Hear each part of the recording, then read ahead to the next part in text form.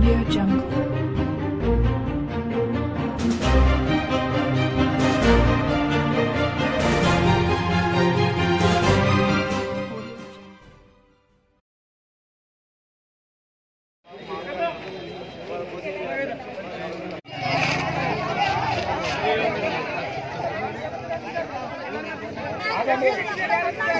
తీసుకున్నావా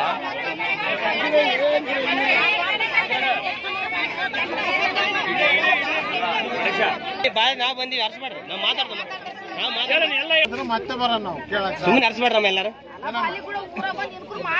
మాట్లాడండి బర్కొట్ర మాట్లాడమ్మా ఇంకోటి కూడా వినండి మీరు దాని మీద ఎంత ఎవిడెన్స్ ఉంటుందని మాకు చట్ట ప్రకారంగా మాకు తెలుసు మీకు తెలుసో తెలీదో నాకైతే తెలియదు కానీ ఏమే మీరు వచ్చారు చెప్పారు మా వాడు మంచివాడు కాదు సార్ మా వాడు మంచివాడు సార్ అని చెప్పారు ఎస్ ఇవ్వండి అంత తప్పితే ఒక చావు బతుకుల్లో ఉన్న అమ్మాయికి ఆ అమ్మాయి చెప్పినది అబద్ధం అంటున్నారు దాన్ని ఎంతవరకు చేయాలనేది మాకు తెలుసు అంతేగాని మీరు ఇంకోటి చెప్పినారంటే అనవసరంగా కేసుల్లో ఒక దానికి అనవసరం కేసుల్లో ఇరుక్కుంటారు మీకు తెలుసో తెలీదో నాకైతే తెలియదు మీకు పల్లెటూరు మరి విద్యాభ్యాసం ఉందో లేదో నాకైతే తెలియదు కానీ ఇది చట్టం కూడా మీకు చెప్తున్నాను ఒక ఎస్సీ అమ్మాయి చావు బతుకుల్లో ఉన్న అమ్మాయి ఇచ్చిన స్టేట్మెంట్ మీరు తప్పు అంటున్నారు అనవసరంగా దాని మీద కూడా చాలా సీరియస్ గా తీసుకుంటాం మేము తీసుకుని విచారణ చేస్తామని చెప్తున్నాము అదర్వైజ్ మీరు ఇంకో రకంగా చేస్తే మేము కూడా ఇంకో రకంగా చేయాల్సిన పరిస్థితి వస్తుంది వాళ్ళకి తెలుసో తెలీదో మీరు చెప్పండి క్లియర్ చేయండి సార్ చేయండి మంచిదే సార్ కాకపోతే మనకు కొంచెం ఒక 5 నిమిషాలు టైం ఇవ్వండి సార్ మేము కూడా మాట్లాడతాం మేమేం గొడవ చేయము ఏం చేయండి సార్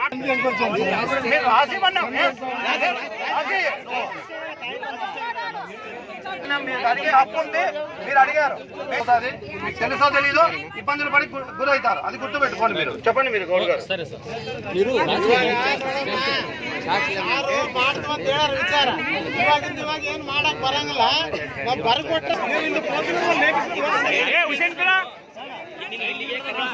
ఏమి తప్పు చేయలేదు సార్ మా తమ్ముడు ఏమన్నా తప్పు చేస్తే ఏమన్నా శిక్షించండి మా తమ్ముడికి న్యాయం జరగాల అంతే ఊళ్ళో వచ్చి మా కులంలో కాకుండా వేరే కులం కానీ ఎన్క్వైరీ చేసుకున్నాండి ఎక్కడన్నా వచ్చి ఎన్క్వైరీ చేసుకున్నాండి సార్ పల్లెటూరులో వచ్చేసి ఏ ఎస్సీ అని ఏ బాధ్యతలు లేవు వీడు అనవసరంగా ఎస్సీ కూడా ఇంటికి వచ్చినాడు డైరెక్ట్ ఏమి ఆమెను అడగకుండా ఒక్క మాట వచ్చి డైరెక్ట్ గా తీసుకుపోయినాడు ఒక్క మాట కూడా అమ్మాయికి ఏమి తెలీదు ఇంట్లో పండుకున్న అయిపోయి లేకున్నారు పోయినారు మళ్ళీ సాయంత్రం వచ్చి కాసి కాలిపోయిన ఇల్లు ఎక్కడ ఉంది అని ఆ అమ్మాయిని చేయి పట్టుకుని లేకుండా పోయినాడు బయటికి వాళ్ళ ఇల్లు చూపిస్తున్నారు ఆ పాపకి వాళ్ళ ఇల్లు కూడా తెలీదు ఆ పాపకు ఇల్లు తెలియదు అంటానంటే లేదు చూపిస్తున్నారు అంటే జనం దండుకున్నారు అక్కడ అయి ఉండొచ్చని ఎస్ఐ కూడా చెప్పొచ్చింది మళ్ళీ సాయంత్రం వచ్చినాడు మా ముందుకే అంతమంది ముందు ఆధార్ కార్డు చొక్కా ఇవ్వమని ఇంట్లో లేకుండా పోయి సైడ్ పెట్టి ఇక్కుని పోయి ఇంట్లో లేకుండా పోయి కాసి ఆధార్ కార్డు ఇప్పించుకున్నాడు ఆ పాప దగ్గర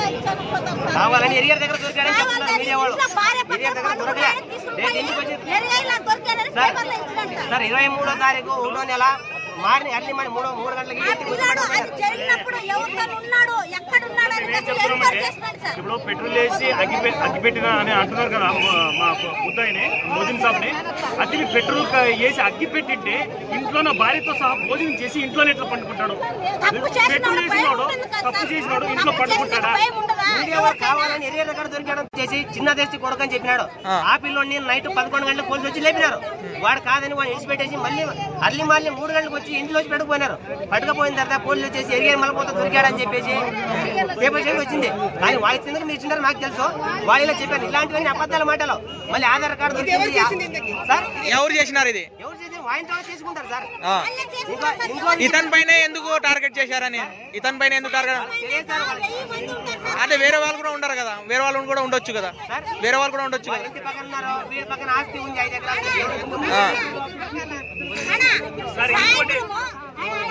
సాయంత్రం 6 గంటలు 6-7 గంటల సమయంలో అంతమంది ఒక్కరైనా చూడకుండా ఉంటారా ఆయన పెట్రోల్ వేసేటప్పుడు ఒక్కరైనా చూడకుండా ఉంటారా ఎవరైనా వచ్చి ఎన్క్వైరీ చేసుకోవచ్చు కదా ఒక్కరు చూడుకున్నట్లు ఎట్లా ఉంటారు ఒక్కరైనా ఉండొచ్చు కదా అక్కడ ఆయన చేసి వేసినప్పుడు ఎవరైనా చూసి న్యాయం కాదు సార్ మాకు న్యాయం జరిగింది వాడి పైన నిర్భయ కేసు ఎస్సీ కేసు ఇంకోటి మెయిన్ పైన పల్లెటూరులో ఎస్సీ భేదాలు లేవు వీళ్ళు కావాలని ఎస్సీ భేదాలు పెడుతున్నారు సంఘాల వాళ్ళు మన పల్లెటూరులో మామ అల్లుడు బాబాయ్ అని మాట్లాడుతున్నాం. ఎస్సీ అయినా, ఎస్టీ అయినా, రెడ్డి అయినా, ఏ క్యాస్ట్ అయినా మేము మాట్లాడుతున్నాము. వీళ్ళు అనవసరంగా క్యాస్ట్లు వచ్చేసి ఎస్సీ ఎస్టీ అని డిమాండ్ చేసి చేస్తున్నారు. ఇది చాలా అన్యాయం. ఇది ఇంతమంది ఆటోలు రావడానికి కారణం వాడు మంచోడు కాబట్టి వస్తున్నాడు. అదే సార్ ఒక్క క్యాస్ట్ రాలేదు, వాడు పింజారి ఒక్క క్యాస్ట్ దీంట్లో రాలేదు సార్. పోయేవాడు వచ్చింది, ఎస్సీ వచ్చింది, ఎస్టీ వచ్చింది. 7-7:30 మధ్యలో ఈ ప్రమాదం జరిగింది.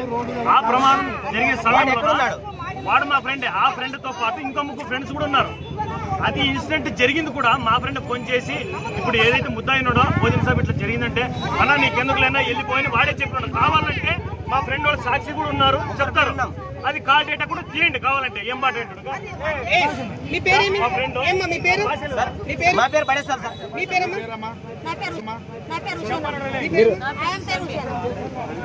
మీరేమో భార్య ఊరు ఆ టైంలో మా దగ్గర ఉన్నారు సార్.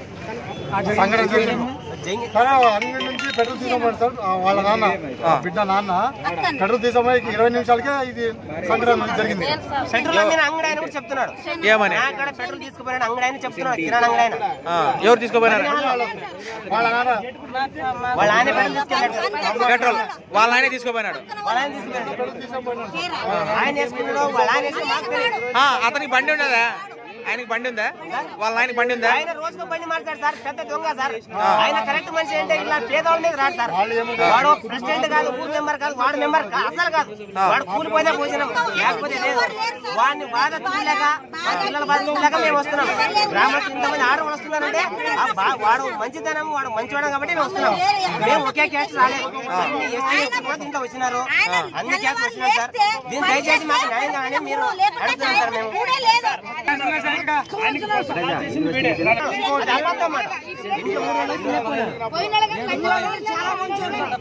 ఏమంటున్నారు సార్? గేర్లే వస్తున్నాడు, గేర్లే వచ్చి కాసి పింజోళ్ళ చేత కాదు, పింజోళ్ళు ఏం చేయలేరు. మమ్మల్ని 10 మంది తెలుగుతుంది పింజోళ్ళు పట్టుకుని వాళ్ళ ఆడవాళ్ళు బెంగండి అంటున్నారు. ఎన్నిసార్లు ఎందుకు వచ్చేస్తున్నాడు ఇట్లా ఇట్లా అతను? మీరు రాలేసినారా? చుట్టుపక్కల 10 ఇళ్ళు ఉన్నాయి. 10 ఇళ్ళ మీద వీడి మీద ఎందుకు? వీడు అమ్మాయి సార్. వీడికి వెనక ముందు ఎవరు లేరు. అత్త మామ లేడు, వెళ్ళాలి తప్ప ఎవరు లేరు. చిన్నప్పుడే తల్లిదండ్రులు చచ్చిపోయినారు. లేదు.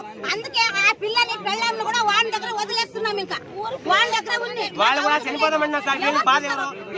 వాడి పని చచ్చిపోయి న్యాయమే తెలుసుకుని ఈ అమ్మాయి ఇప్పుడు ఒక్కటే పండుకుంటుంది. ఏమైనా చేస్తాడు వాడు. ఆల్రెడీ ఉత్తరాలు ఇంత ముందు మర్డర్ చేసింది ఆయన. ఆల్రెడీ మర్డర్ కేసు ఏం లేదు, సస్పెండ్ జరిగిపోయింది. ఆల్రెడీ లంజలను పెట్టుకుని స్వామి అని చెప్పేసి ఊరు మొత్తం తిరుగుతున్నాడు.